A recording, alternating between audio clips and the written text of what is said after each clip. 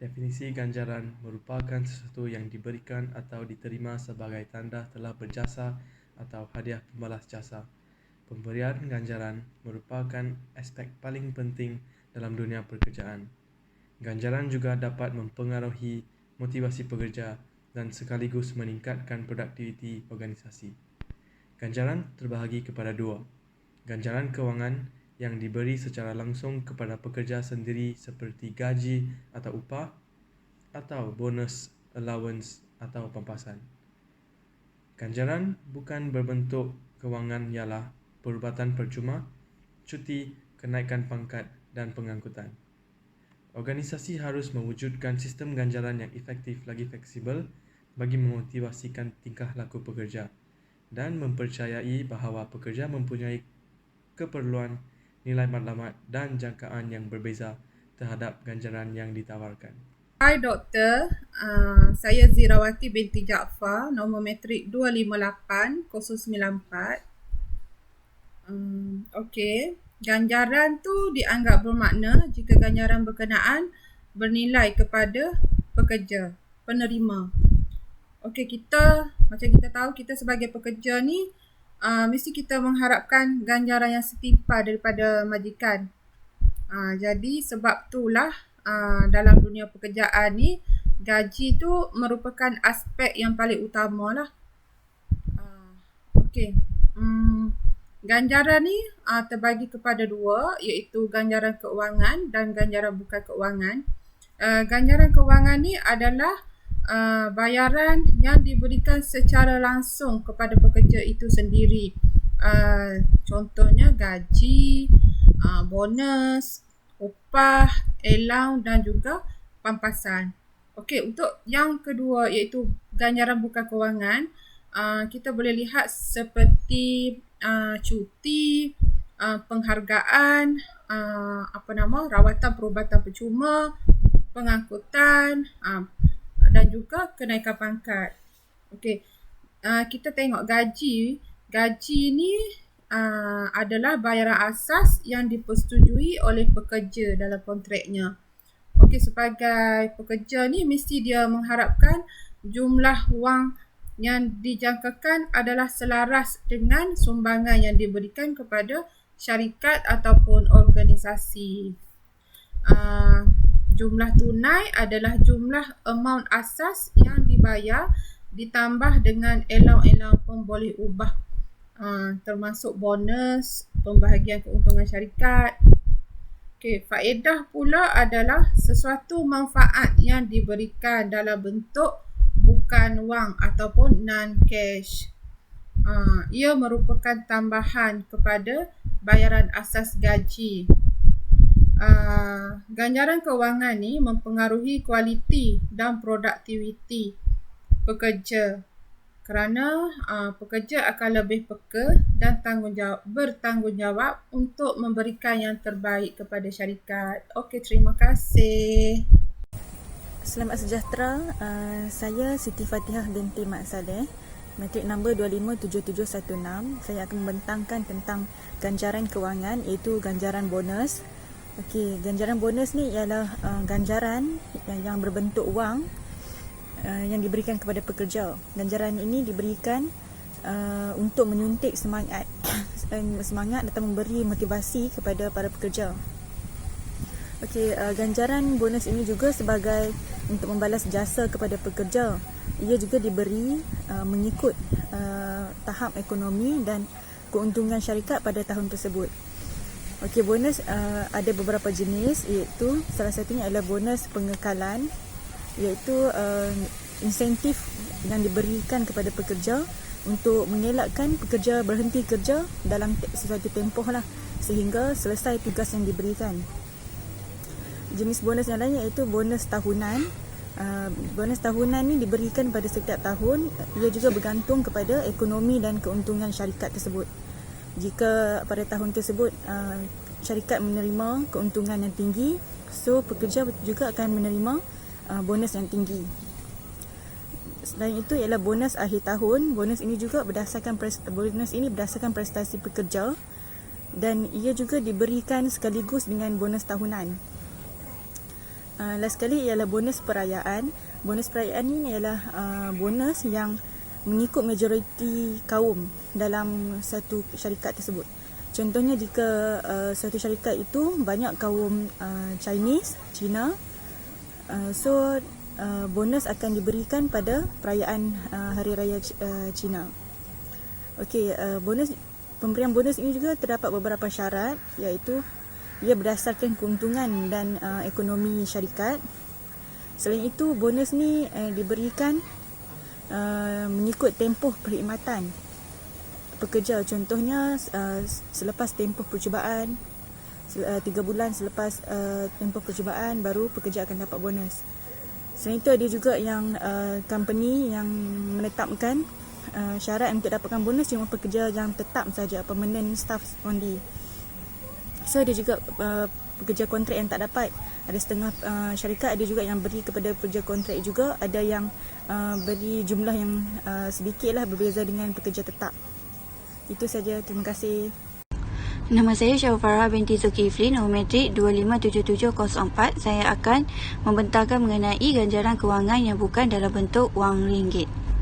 Ganjaran kewangan yang bukan dalam bentuk wang ringgit merupakan satu motivasi instruktif yang wujud di dalam organisasi di mana para pekerja akan merasa puas hati jika kebajikan dan keperluan mereka tidak dipandang enteng oleh organisasi, seperti pencapaian, pengiktirafan, kebertanggungjawaban dan perkembangan potensi individu di dalam pekerjaan.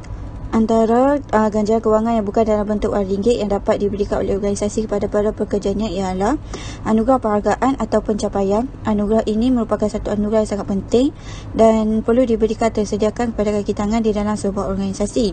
Anugerah ini seharusnya wujud di dalam sebuah organisasi, terutama sekali bagi organisasi yang sudah lama bertapak dalam bidang perniagaan.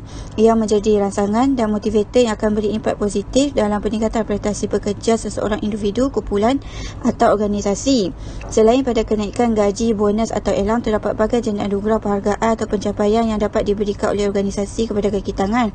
Antaranya ialah anugerah pengiktirafan perkhidmatan pekerjaan. Anugerah pengiktirafan perkhidmatan pekerjaan ini merupakan satu anugerah yang diberikan kepada pekerja yang telah lama melaksanakan dan menawarkan perkhidmatan mereka di dalam sesebuah organisasi. Anugerah ini diberikan oleh organisasi untuk menunjukkan bahawa organisasi sangat menghargai kesetiaan para pekerjanya yang telah atau sudi untuk berkhidmat dengan organisasi untuk sekian lama dan sanggup untuk bersama-sama dalam membangunkan organisasi bagi menjadikan produk yang dikeluarkan atau servis yang telah ditawarkan oleh organisasi mendapat sambutan di kalangan pengguna dan mampu bertahan di dalam pasaran, tidak kira sama ada di dalam negara ataupun di luar negara. Anugerah ini merupakan salah satu usaha yang dilaksanakan oleh organisasi untuk mengekalkan dan menjaga para pekerja yang kompeten. Okey, hal ini kerana apabila seseorang pekerja mengetahui bahawa mereka punya kelebihan dan manfaat dalam bidang tertentu semasa tempoh perkhidmatan mereka di dalam sesebuah organisasi, maka mereka mempunyai kecenderungan untuk berubah angin kepada syarikat lain. Okey, contoh organisasi adalah syarikat DSN. Syarikat ini telah merealisasikan anugerah pengiktirafan perkhidmatan yang akan diberikan kepada rakyat organisasi yang telah lama berkhidmat dengan pihak syarikat tanpa mengambil kira pangkat pada pekerja. Okey, jenis anugerah yang ditawarkan adalah dengan mengikut jumlah tahun perkhidmatan, bermula dengan para pekerja yang telah menawar bakti selama 5 tahun, 10 tahun, 15 tahun dan akhir sekali ialah 20 tahun. Bagi para pekerja yang telah menawarkan perkhidmatan selama 5 tahun, 10 tahun dan 15 tahun, mereka akan menerima skepin sijil dan juga voucher pembelian sebanyak RM100 untuk 5 tahun, RM250 untuk 10 tahun, manakala voucher berjumlah RM500 untuk para pekerja yang telah berkhidmat selama 15 tahun.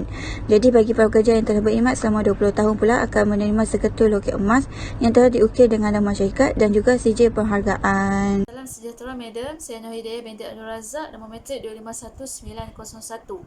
Berkenaan dengan tajuk yang dipilih oleh kumpulan kami iaitu ganjaran keuangan merupakan sumber motivasi yang paling efektif, saya akan menerangkan tentang manfaat yang akan diperolehi oleh organisasi apabila pekerja-pekerjanya termotivasi dengan ganjaran yang diperolehi. Yang pertama adalah menjalin kesetiaan pekerja. Pekerja yang merasa diri mereka dihargai akan kekal setia berkhidmat untuk syarikat dan sentiasa berusaha untuk meningkatkan kualiti kerja. Bagi seorang pekerja, ganjaran keuangan adalah saat yang dinanti-nantikan oleh mereka. Jumlah ganjaran selalunya adalah berdasarkan kepada komitmen dan kualiti kerja yang diberikan. Pekerja melihat ganjaran tersebut sebagai nilai sebuah penghargaan terhadap tugas yang dijalankan. Pekerja yang merasa diri mereka dihargai akan bekerja dalam emosi yang baik. Emosi yang baik mencetuskan suasana yang harmoni. Kesannya, syarikat akan berjaya mengurangkan konflik sekaligus matlamat syarikat dapat dicapai secara bersama. Kesetiaan pekerja mengurangkan kos syarikat dalam melatih pekerja baru. Masalah pemberhentian kerja dapat diatasi. Di sini pekerja akan kekal berkhidmat. Maksudnya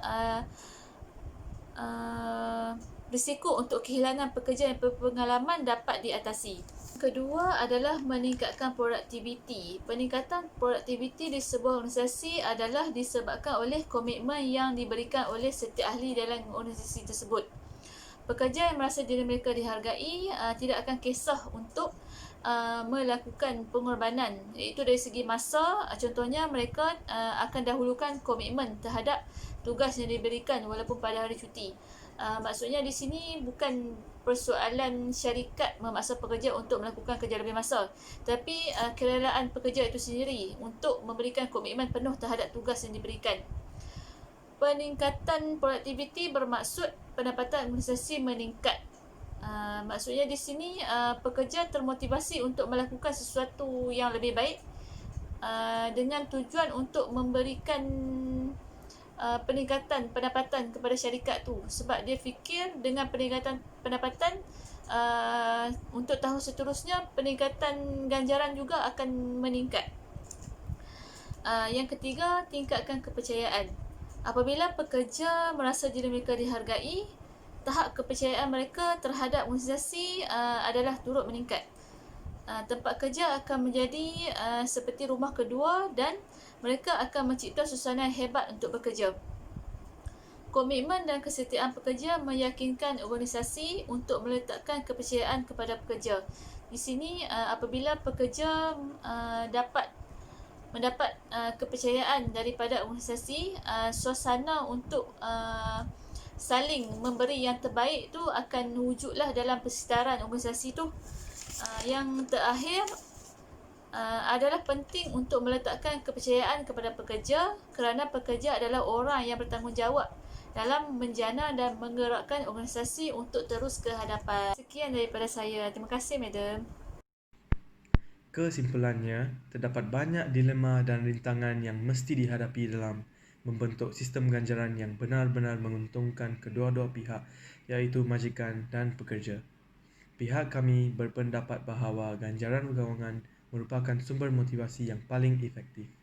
Ganjaran kewangan merupakan sumber motivasi yang paling efektif sehingga tujuan suatu organisasi dapat tercapai dengan efisien. Ganjaran kewangan seperti kenaikan gaji dapat mempengaruhi sikap dan kepuasan serta prestasi kerja. Pemberian bonus dapat mendorong pekerja berusaha mencapai prestasi kerja yang tinggi.